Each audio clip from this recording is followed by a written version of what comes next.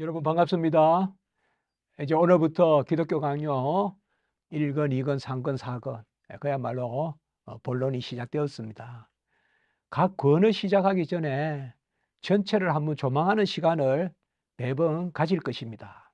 이제 1권을 시작하기 전에 1권 전체를 오늘은 한번 둘러보는 그런 시간을 갖도록 하겠습니다. 1권은 18장으로 이루어져 있고 160절입니다. 다 합해서. 그래서 권장절로 이루어졌는데 1권 18장 160절로 이루어져 있습니다.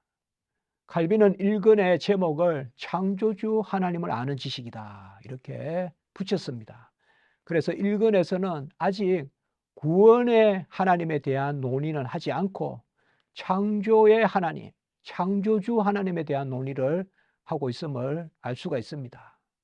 1권은 18장으로 이루어진 가운데 크게 또 두 부분으로 우리가 대별해 볼 수가 있습니다. 1권 1장에서 10장까지는 하나님을 아는 지식, 계시를 다루고 있고요.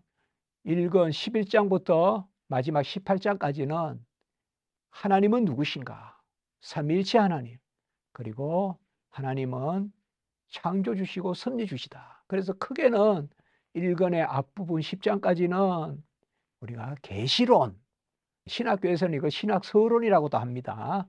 계시론을 다루고 있고, 그리고 1권 11장부터 18장까지는 삼위일체론 혹은 신론을 다루고 있다라고 우리가 그렇게 말합니다. 칼빈은 기독교 강요 1권 1장에서 그 유명한 말로 이 책을 펼칩니다. 그것은 거의 모든 지혜는 하나님을 아는 지식과 우리 자신을 아는 지식으로 이루어져 있다.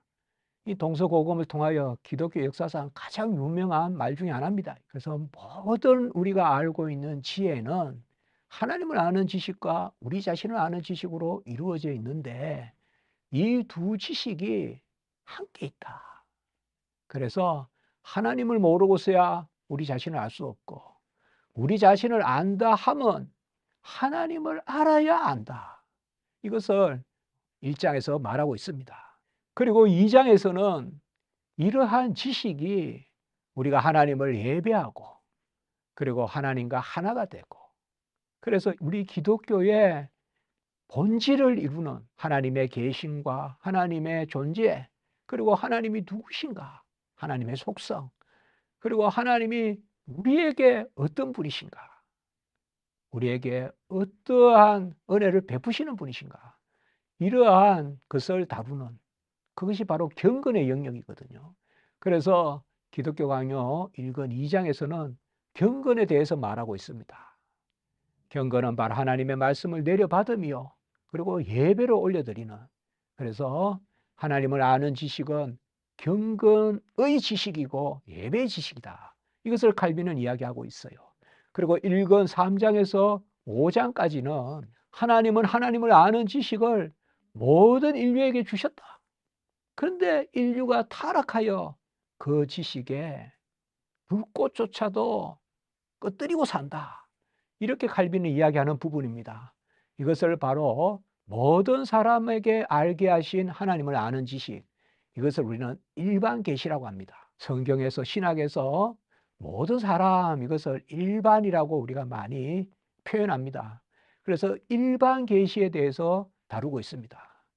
그래서 하나님은 피조물을 통하여서 그리고 사람 자신을 통하여서 그리고 국가와 사회와 법의 어떤 질서를 통하여서 이러한 사회생활이나 피조물이나 그리고 우리 자신의 인간 됨됨이를 통하여서 하나님을 알 만한 것을 주셨다는 거예요. 그런데 인간이 타락하여서 그나마 하나님이 알 만한 것을 주셨음에도 그것을 다 꺼뜨려 버렸다. 그래서 하나님이 얼마나 이 만물을 통하여 그 능력과 신성을 밝히 보여주셨는데도 인간의 죄로 말미암아 스스로 하나님을 알 자 아무도 없다. 이렇게 말하고 있습니다. 이것이 바로 일반 계시 부분입니다. 그러면 어떻게 하나님을 알 수 있습니까? 특별히 하나님이 알려주셔야 됩니다. 그래서 6장부터 10장까지는 특별 계시에 대해서 다루고 있습니다. 특별 계시라는 것은 우리가 성경이나 신학에서 말하는 특별은 하나님이 택한 백성, 그들에게만 알게 하신 그 하나님을 아는 지식, 이것이 바로 특별 계시입니다. 일반 계시로는 되지 않습니다. 그래서 일반 계시의 한계성, 이제는 특별 계시가 있어야 됩니다. 그래서 특별 계시의 필연성, 이렇게 저는 표현해 봅니다. 그래서 칼빈은 여기에서 특별 계시가 필히 있어야 된다. 그래서 특별 계시가 없으면 우리는 진리를 볼 수 없다. 그래서 성경은 안경과 같다. 그리고 특별 계시가 없으면 우리는 바로 길을 찾을 수 없다.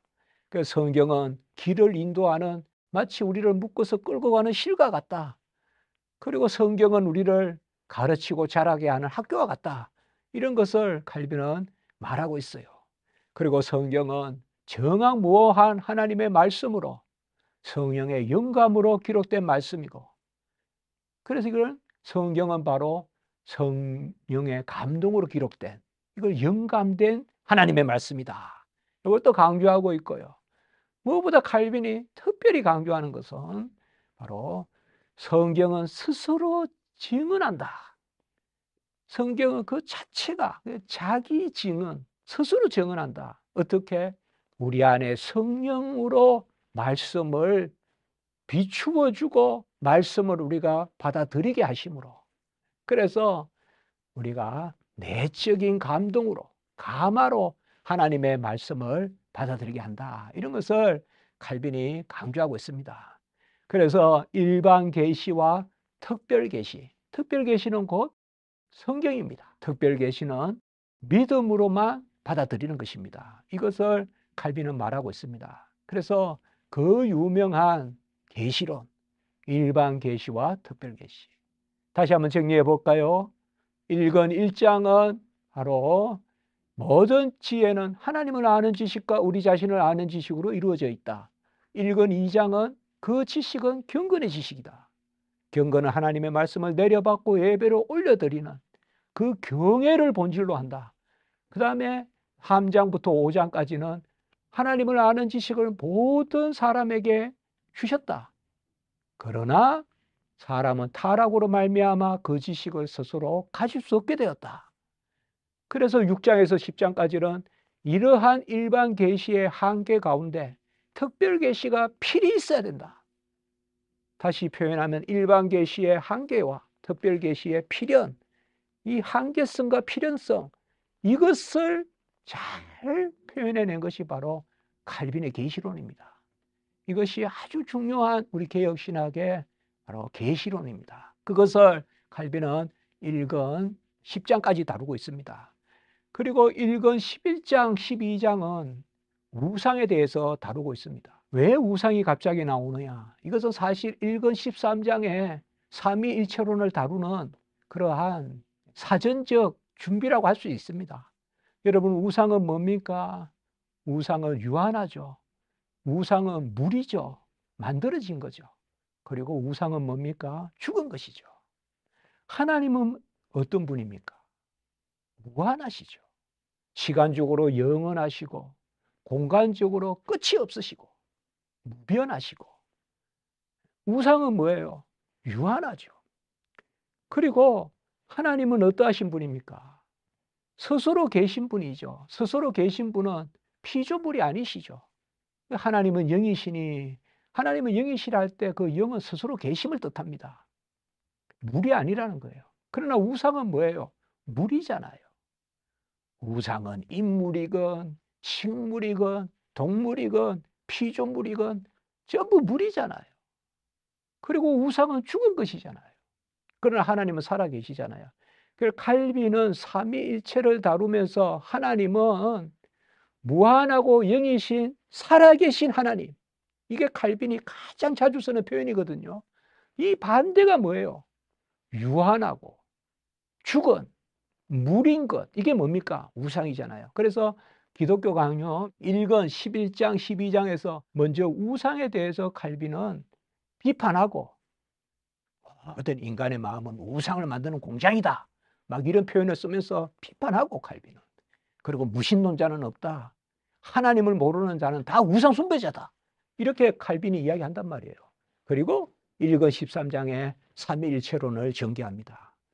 이 칼빈의 1권 13장의 삼위일체론은 바로 우리 개혁신학 삼위일체론의 가장 본질이자 핵심이 되는 것이죠. 그래서 성부, 성자, 성령은 존재에 있어서, 본질에 있어서, 실체에 있어서는 한 분이시다. 동일하시다. 그러나 그 위격에 있어서, 인격에 있어서, 그 위격적인 존재에 있어서는 셋이시다.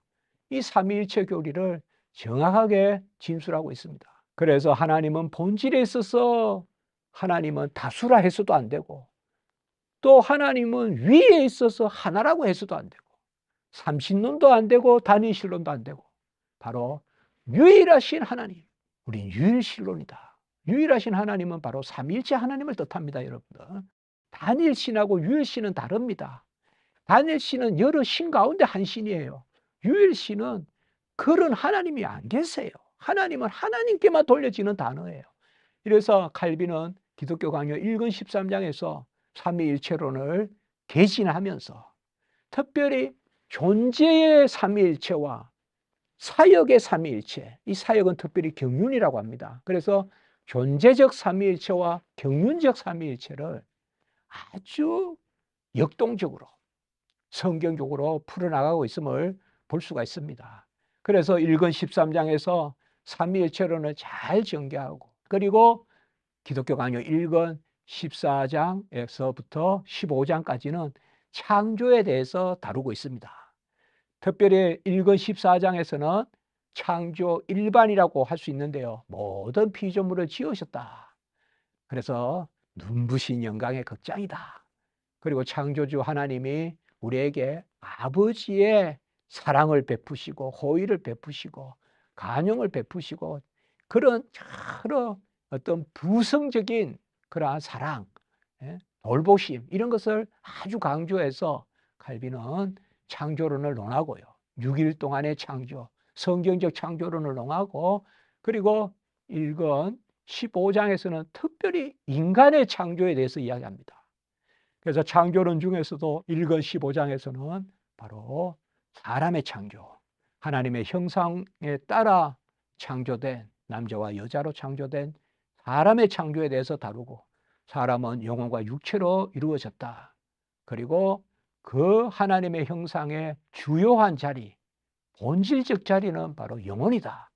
그래서 영혼의 불멸, 그리고 영원히 사는 어떤 그러한 영생의 생명, 이런 것에 대해서 칼빈은 이야기하고 있습니다.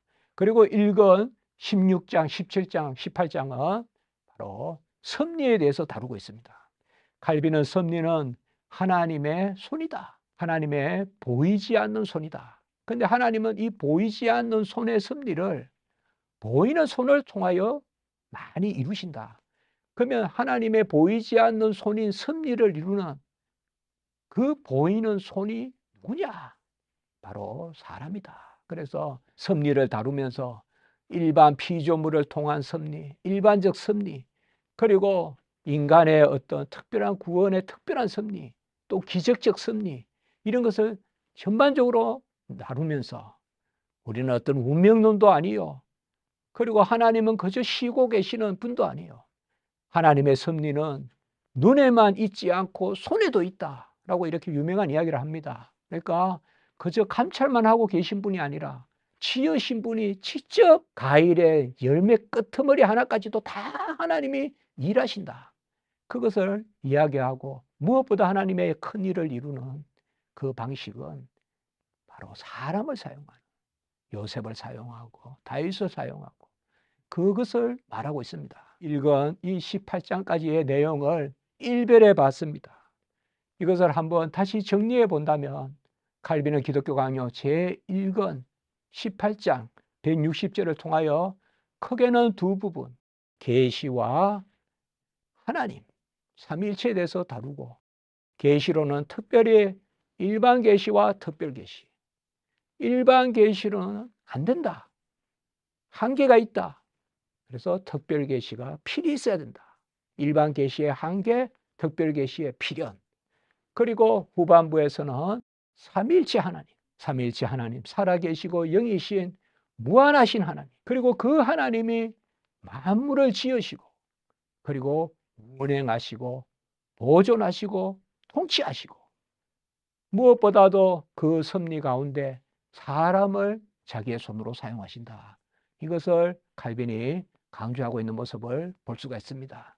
이것이 칼빈이 일권에서 전개한 그런 내용의 개략이라고 보면 될 것 같습니다.